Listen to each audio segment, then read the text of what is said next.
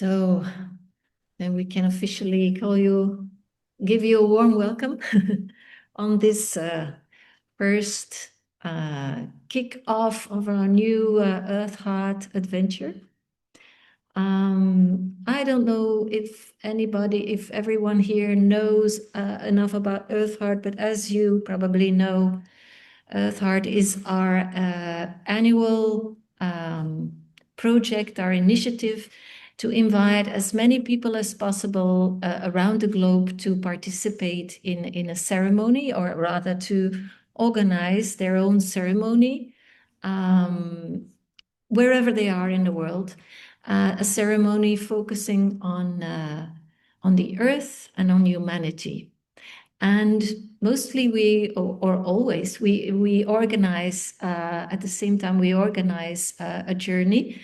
And we ourselves, with a smaller group, we are located in the country where the COP takes place, so the Climate Conference of the United Nations. And they organize this COP every year in a certain country. And parallel with the COP, we organize an alternative gathering and a worldwide ceremony. And why at that time? Because, well, the moment of the COP is in fact one of the few moments in the year that the whole world's attention is drawn towards the Earth. And so many people are doing their thing. The scientists are doing what they think they have to do. The activists are doing what they have to do. And we ourselves, we feel that it's important to add our energy to that big gathering, to that moment. And our energy is, well, in the COP, people are especially thinking, finding solutions with their minds.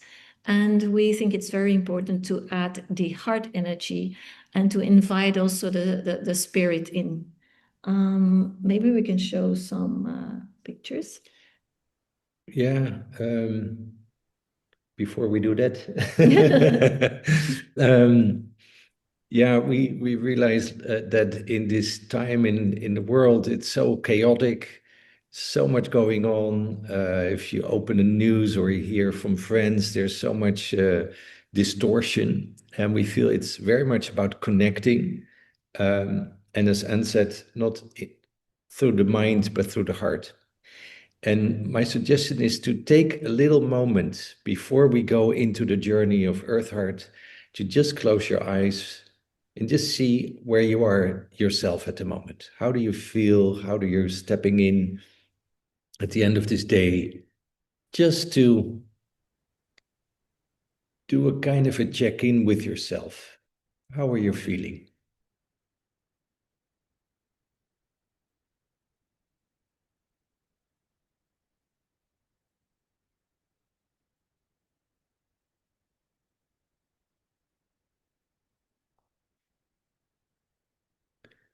And maybe take a deep breath.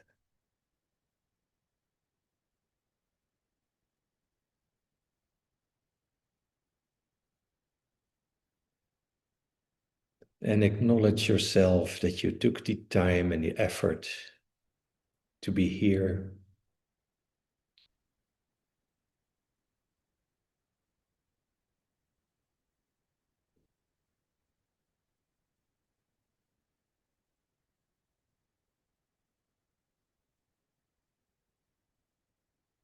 And to connect with all the others in this Zoom.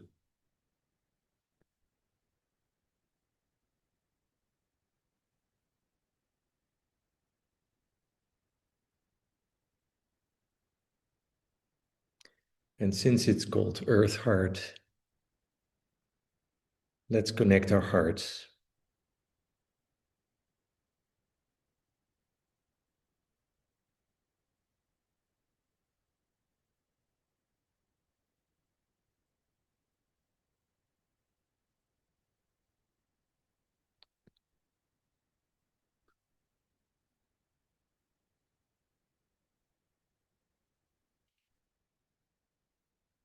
We're going to take you on a journey, an exploration of an area, of a place of stories, of history. But first, we're going to tell you how Earth Heart started to exist. So you may open your eyes and Anne will start. We will share our screen.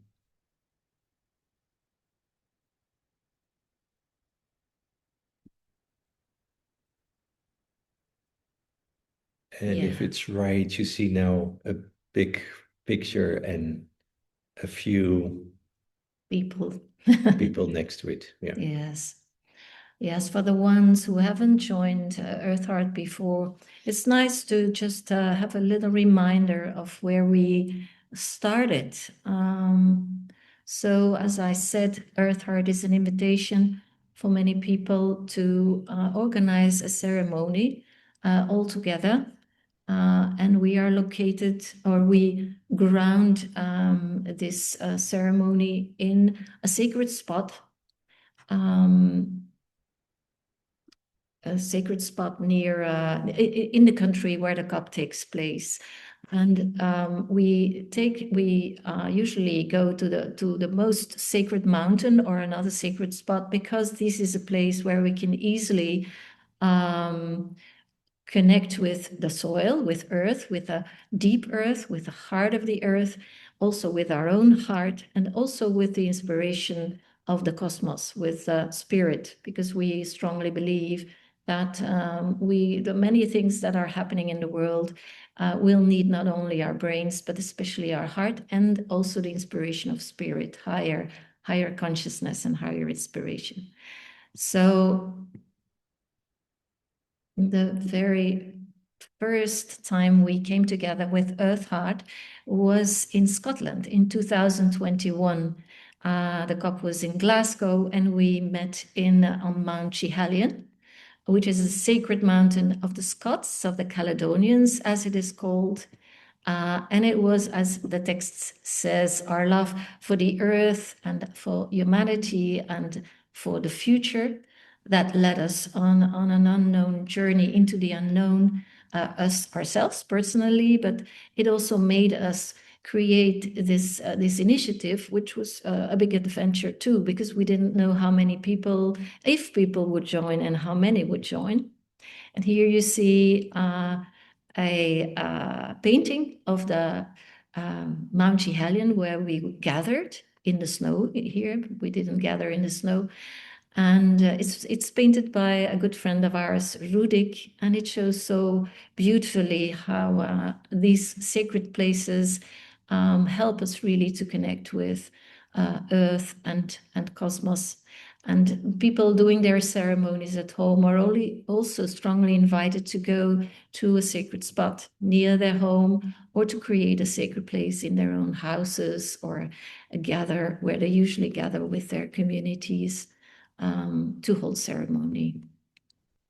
And in 2022, we were asked to gather on Mount Sinai in the desert in Egypt. In fact, we had the call here in Portugal, in the place of Fatima. It was Fatima asking us to gather 1,000 women on the mountain, which was a big adventure too. We ultimately didn't have 1,000 women on the mountain, but we had many. And we prepared with many, many women and men also. Like here, we had the Sinai Cafe, Zooms like we have now, and they are very needed. So it's very good to gather so we can prepare the energies and the field and feel into it and see what this field wants from us, because we can have our own intention, but we are called to certain places because that field needs some alchemical change. And we never know on the spot what will happen. We can only feel into it and add our impressions, and then surrender on the moment of the big celebration itself. And in fact, we were asked to gather 1,000 women, but there were also men on the spot. There was a group of men also preparing for this big gathering. And we were gathering on Mount Moses, which is next to this beautiful monastery that you see. It's Saint Catherine Monastery. And we found out during our ceremony that underneath this very old monastery that has been very well kept, that underneath there must have been a Hathor temple. And we discovered that during when Moses came off the mount, he, as you know in the stories, he was seeing the celebration and the veneration of the golden calf. And we discovered that, or we found out or understood that it was probably the veneration of the Hathor, because Hathor, the goddess, was represented as a cow or a calf. So by coming down the mountain and being furious on what was happening there, Moses put an end to that cult, that Hathor cult. And what we found out on that mountain is that we were in fact correcting a very big pain in between the masculine and the feminine. And it was surrounded by many, many more than 1,000 women in all the ceremonies around the world. So this is just an example to say you may have an intention, but on the spot itself, you discover through the ceremony what really wants to be healed for humanity, and how many people we need around to carry that big transformation. And in between, I don't have images there, but in between we also had a few very more small celebrations in the Azores on water. But last year in 2025, we had, of course, the COP was in Belém in Brazil, and we were called to the Amazon. We gathered near Manaus, and we had a big celebration there. In fact, when we were in Sinai, there were like 120 groups united in the world to help us. But here in the Amazon, we thought there were 400, but we recently found out when we were checking our world map to erase it, to make room for the new, we found out that there were some 800 events that had been registered for the Amazon. So it was really, really carried by many, many people. And as you see, these were only a few of them. We ask people to put their events on our world map, just to see how many we are, because in your ceremony you might be on yourself or you might be with a big group, but that's very same day. So many people are joining, and we mostly do it on a new moon or a full moon during the COP. This time it will be new moon in Scorpio, which is a quite deep and not so easy constellation. Ton will tell probably more about it. And here you see us connecting in the Amazon. We were focusing especially on the water, as the Amazon is a river and Scorpio is a water sign. So we were delving very much deeply into water ceremony. A lot happened in that region, as we know. So Scorpio is also the sign of magic, of depth, deep feelings of death, transformation. So these were our actual ceremonies, but there were so many more. And we spent the new moon in the middle of the forest, really feeling deeply into the Mother Earth heart, the Mother Heart and the Earth heart. And this year, coming year, we will be focusing on Turkey. So I don't know if you want to add something. Take over. Or because we're moving from the water to the fire. We started this year with the signs going into many astrological signs going into fire, and it's the year of the fire horse in Chinese astrology. So it's a very different energy than the Amazon. And we felt the Amazon was like a clear story. It's about the rainforest. It's about the indigenous cultures. But now we're moving, as the COP moves to Turkey, to Antalya, we move there as well. And if you go into that area of the Middle East, you get into a huge area of division, wars, genocide, very difficult stuff, actually. We made some 6 journeys in this area, 2 in Turkey, 2 in Iran, 2 in Syria. In the past. In the past, and many journeys to Israel and Palestine. And the area that we want to go to it starts here underneath Diyarbakir in Sandiurfa, where there's the Sandiurfa is the place of Abraham, but that's also the place of Göbekli Tepe, the oldest temple in the world. And then we will move towards Van, which is the old capital of Urartu, ancient history. And then here, next to Yerevan, is the mountain Ararat. Now, all these countries and all these people that are gathered around, there's so much tension, there's so much, like I said, there's been genocides, the genocide of the Armenian people, the protests in Iran that have been taking a lot of young people's lives, the war in Iraq, the civil war in Syria. So it's a fiery energy, a fiery region. And that's what we're going to explore. The 2 times that we went to Mount Ararat were quite difficult, actually. We went with a small group, and we really felt like, oh, this is not an easy area to move into, especially because there's so much ancient layers of history there. And I'll tell a few of them. We will explore them more in the coming Zooms, but I'll give you a kind of a summary.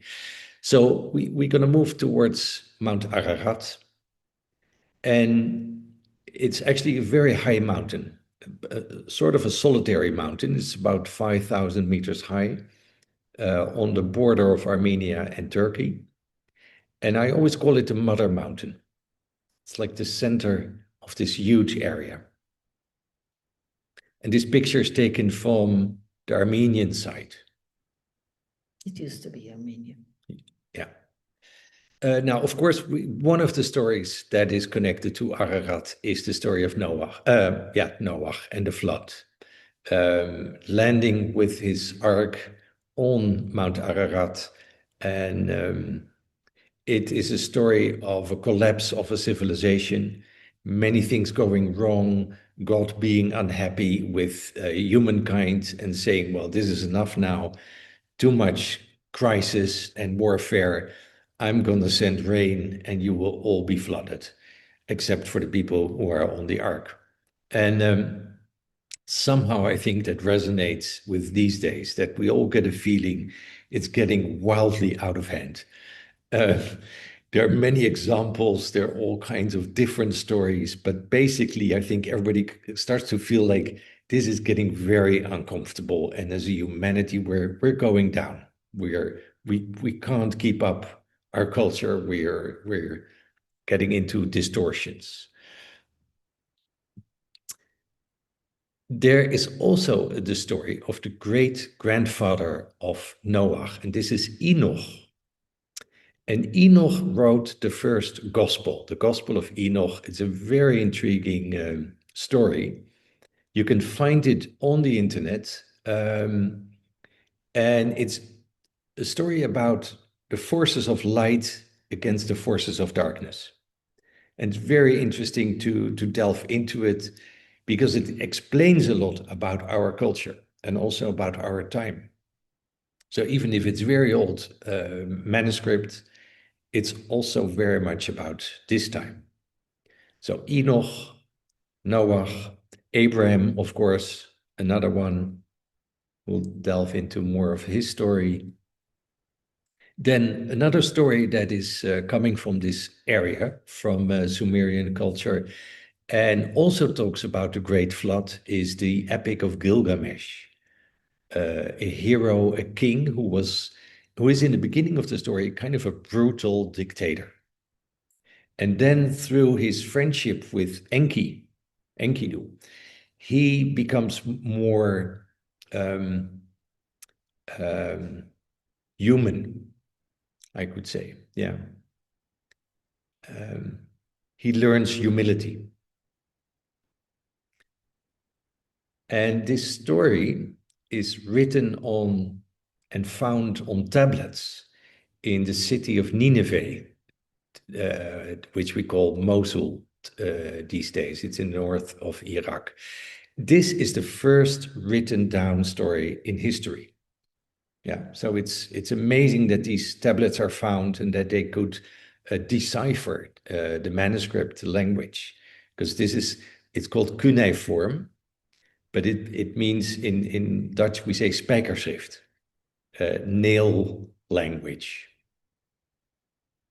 Another one of these stories, of ancient stories, is the story of Inanna. And Inanna is a goddess of the heaven, and she descends down to earth, but also into the underworld. It's a very powerful story about the feminine. And it's also talking a little bit about our time. When we go from our high civilization, we have to go down. Yeah. To come up again. Hopefully to come up again.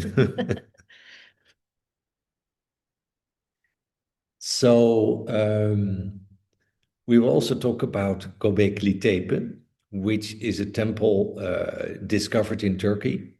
And it is, now I have to remember, what was it? It's 10,000? 8,000 before Christ. 8 till 10,000 before Christ, because there's several layers of it. There's still discovering more and more of this temple. The clay tablets are from 4,000 before Christ, Yeah. and this is even 4,000 years older.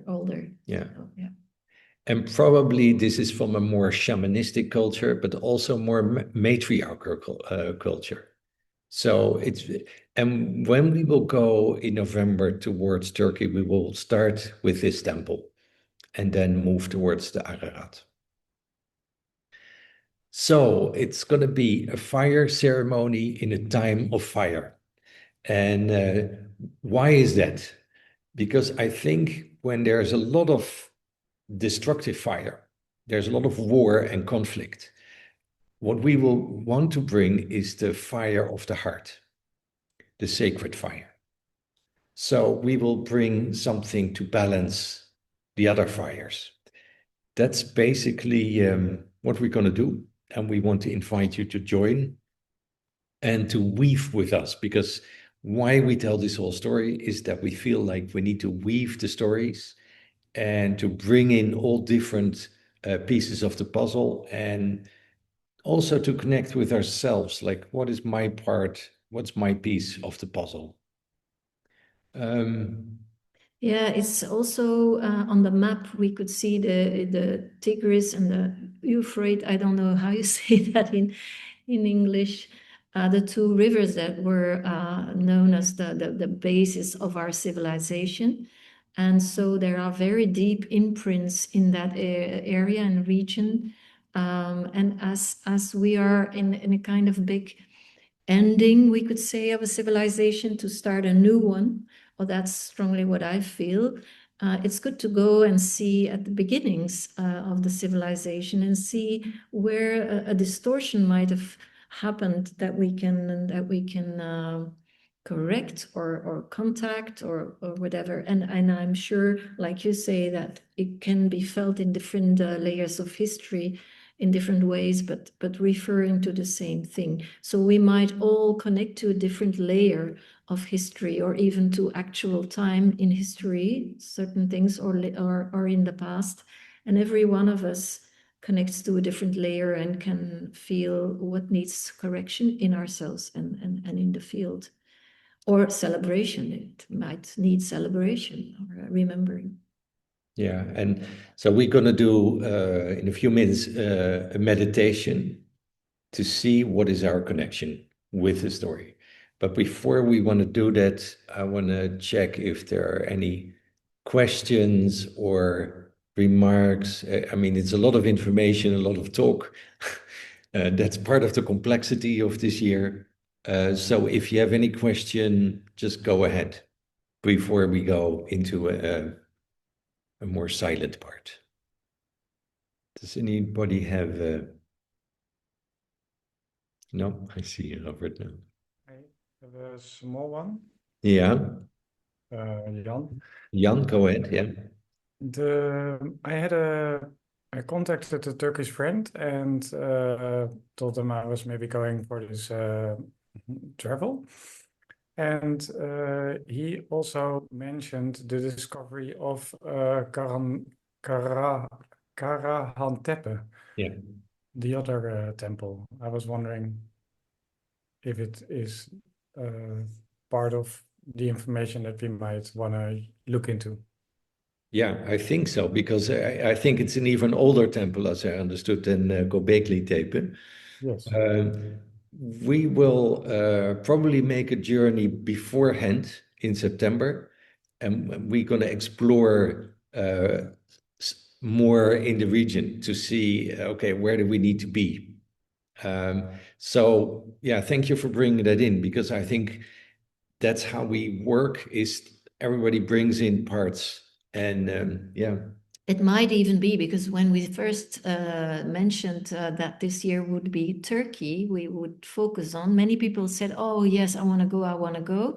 So we were quite surprised because the Amazon speaks a lot to the imagination and we didn't think so much about Turkey. But apparently Turkey is calling many people at the moment. So it might also be that people organize different journeys to different places. The COP is in Antalya, which is a complete different region. But there might be other places in Turkey or the other countries around that catch our attention or that need visiting. So it might be that people are going physically to these places. Whereas in the other years, people stayed more at home. But it might be. Huh? Yeah. Yeah. So any other question, or maybe something that needs clarifying, or?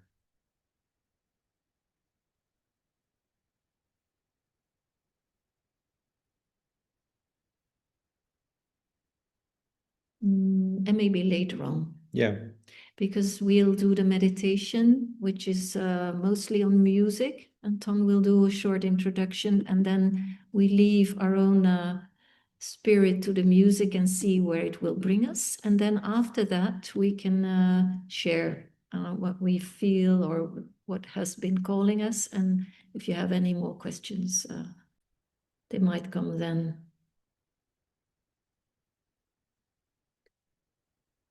Okay, so make yourself ready for the meditation. Just sit comfortably. And you may close your eyes. And just let go of all the words and information. Just focus on yourself.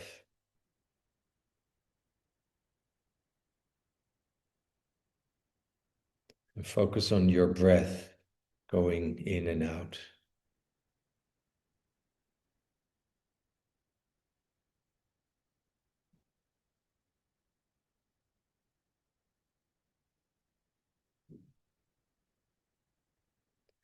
And again, feel how you're doing at this moment.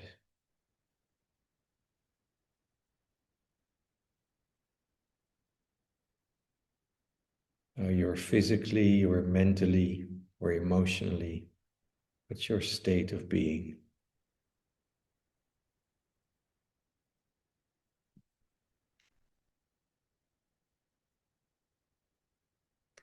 And slowly, with each breath, you're going to sink deeper into the body.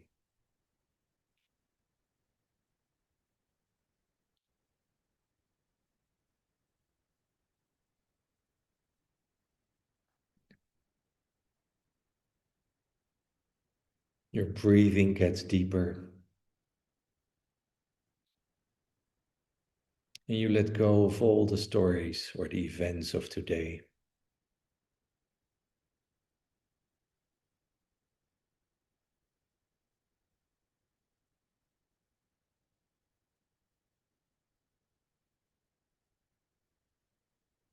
And imagine yourself walking on a plain somewhere in eastern Turkey, maybe next to the Ararat.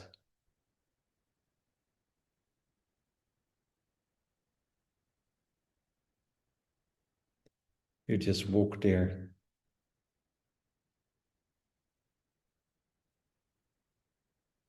And you look around you. What sort of area do you see?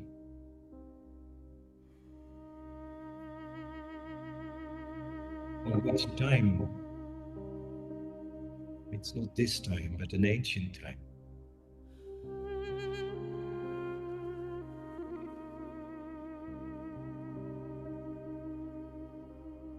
Just follow your feelings or emotions. Vision.